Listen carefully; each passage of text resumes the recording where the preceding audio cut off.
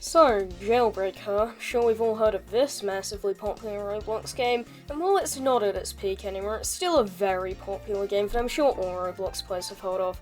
Oddly for how big this game's size is though, most reviews for this game are pretty old. With this game being actively updated pretty much monthly, it doesn't take long for analytical content of the game to become outdated, so I thought I'd end my 8-month hibernation to give Jailbreak a look-see in the year 2021.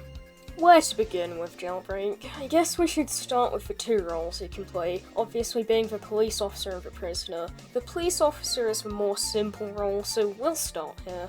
These guys, as the name implies, play the role of the police. Oh wait, no that's wrong, they're bounty hunters with extra steps. Police officers are less of actual officers and more of bounty hunters who are good Samaritans. The main thing you'll be doing as a cop is going out on the road and catching criminals. This will also be a cop's main source of income due to the bounty system, where the more places a criminal robs, the more money you'll earn when you catch them. And while normal criminals only pay $400, criminals can rack up incredibly high bounties. The highest bounties I've seen are personally around $17,000, although cops still usually make significantly less than the average criminal. That's kinda it. Cops just go around driving and arresting people. And of course there's also the trademark camping cops who need further explanation. Now cops are done, we can get to the more interesting of the two classes. As a criminal, your goal is to rob places to rack up money. Of course before you do this you have to escape the prison by doing the Herculean task of holding E. Or if you're feeling adventurous, spamming F. Yeah, the prison escapes are pretty lame. I hate to draw comparisons to other prison games, but even if they take longer, they definitely have more creative methods of escape. For example, in Redwood Prison, you can talk to this nerd and give him an instrument and he'll give you a tool to make your way out. I'm not saying this is like some god-tier escape, far from it, but has a lot more creativity than holding a button. But after that, you're a free man, hop in a car and start robbing. That's pretty much what you do as a criminal apart from houses, but honestly nobody uses these.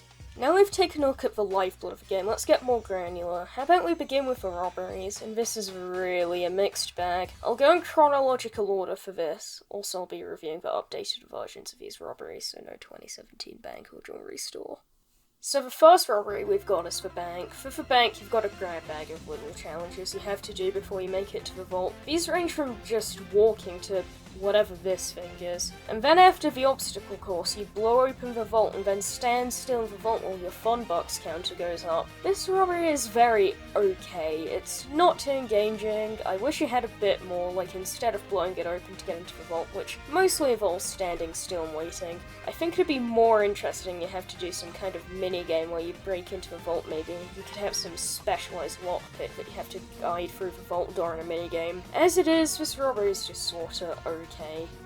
Next up we have the jewelry store. For this robbery you have to get as much money as you can by breaking these containers or grabbing one of these big diamonds and then escaping the store, which contains a couple randomly chosen floors you need to get through. And then you simply deliver the things you robbed to the criminal base near the store. This is one of the simplest robberies, but in my opinion it's a lot better executed than the bank, considering you have to actively go around and steal things. And I find the obstacles the game throws at you here more interesting than the banks.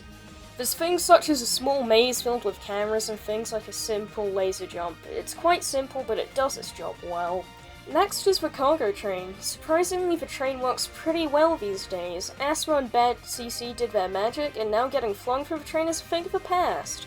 Although the robbery is pretty much the bank on wheels, you've just got to get one of these red trains, go inside of it, blow open the vault, get your loot, and then make your way out. The robbery itself is very simple, but it's more excusable since it's on wheels and has a tighter time limit. You wouldn't want to have to sift through like 8 carts before you could start earning any money from it. Overall, this is another relatively okay one.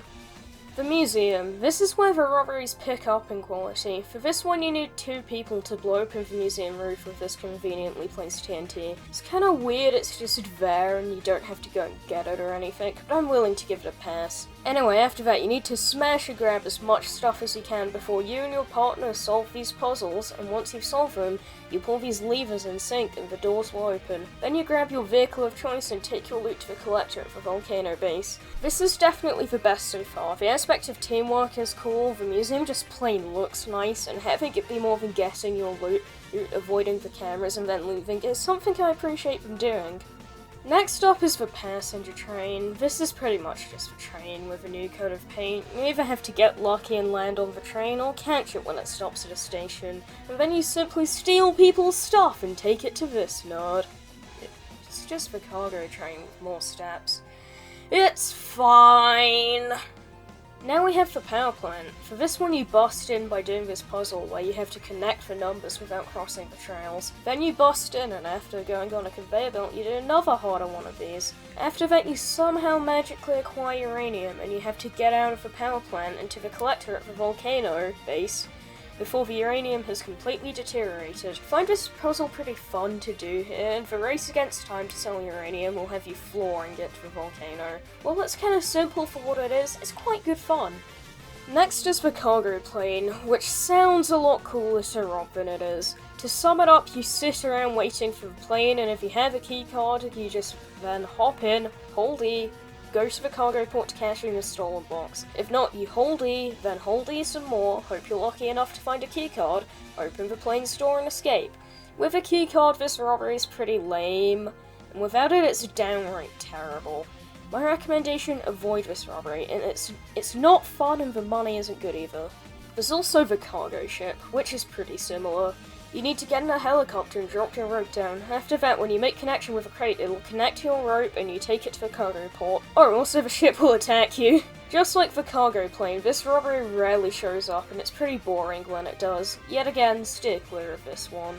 Okay, now those two are over, we can get back to the cool robberies with the money truck. So for this one, believe it or not, the cops are your friends, sorta. Whenever the cops in a server get 20 arrests, they gain the ability to drive the bank truck to a randomized destination to earn money. But if they don't make it in time, the truck blows up and their parents disown them. And this gives the criminals an opportunity. If they can chase down the truck and stop it in its tracks, then they can steal the money the cops would have earned from the truck. This makes for a pretty interesting robbery with all the criminals chasing down and trying to stop the cops, while the cops hold them back. This robbery can be pretty fun as a cop and as a criminal. It was an awesome idea to create a robbery where the cops are more prevalent than just camping outside the robbery building. And I'd definitely like to see more robberies where there's more cop involvement. Overall, this one's pretty fun. And now for a final robbery, there's the tomb, which is possibly the best of the robberies of the game. So for this robbery you're gonna need 3 criminals, one to stand on each of these 3 switches. Once all of them have been activated, the tomb will open and the robbery begins.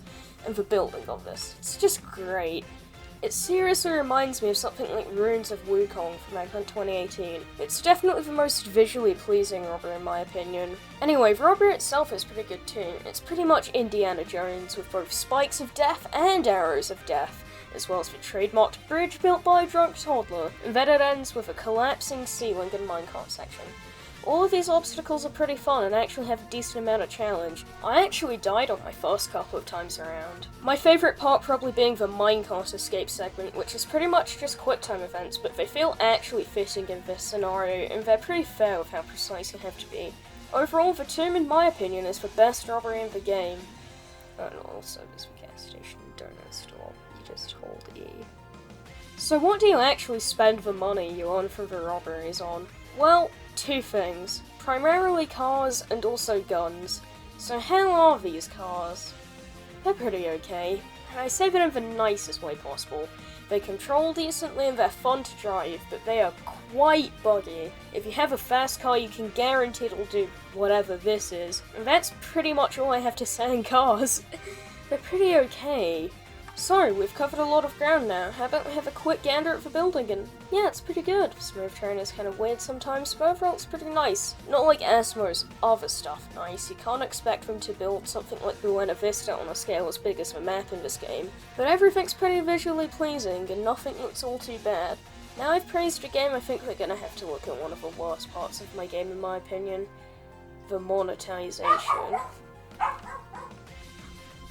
Cool!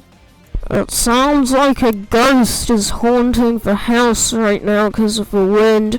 There's nothing I can do for it for this part, so enjoy! This is pretty overbearing.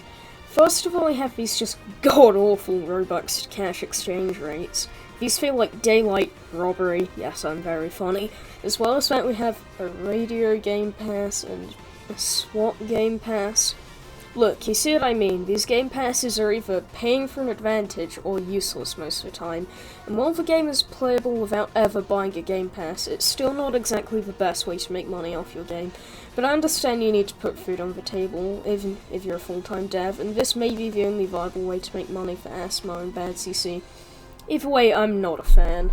Anyway, I think it's time for my final thoughts. Jailbreak is a fun but flawed game, and I definitely recommend giving it a try if somehow you haven't already. Although stay clear from monetization, it's good out of 10. Yes! Yes! New PB!